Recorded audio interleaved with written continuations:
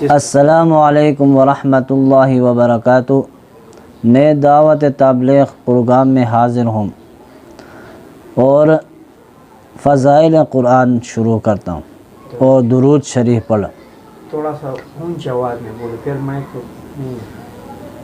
عبداللہ بن عباس رضی اللہ تعالی عنہ نے نبی کریم صلی اللہ علیہ وآلہ وسلم کا ارشاد نقل کیا ہے کہ جس شخص کے قلب میں قرآن شریف کا کوئی حصہ بھی محفوظ نہیں اور وہ بمنزلہ ویران گھر کے ہے۔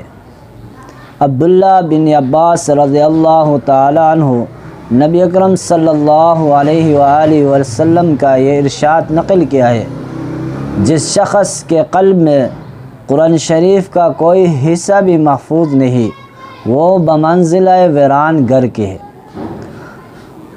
اور دوسرے حدیث میں ارشاد ہے کہ حضرت عائشہ رضی اللہ تعالی عنہ نے حضور اقدس صلی اللہ علیہ وآلہ وسلم کا یہ ارشاد نقل کیا ہے کہ نماز میں قرآن شریف کی تلاوت بغیر نماز کی تلاوت سے افضل ہے، اور بغیر نماز کی تلاوت تسبیح و تکبیر سے افضل ہے، اور تسبیح اور صدقہ سے افضل ہے، اور صدقہ روزہ سے افضل ہے، اور روزہ آگ یعنی روزہ بچاؤ ہے آگ سے۔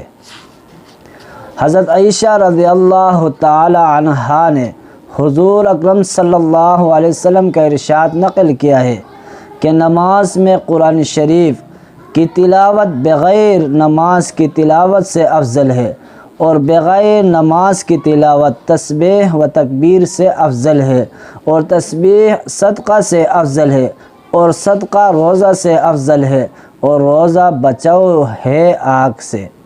اللہ تعالیٰ اس حدیث پر عمل کرنے اور دوسروں کو تک پہنچانے کا توفیق عطا فرمائے۔ وآخر دعوانا ان الحمد للہ رب العالمین۔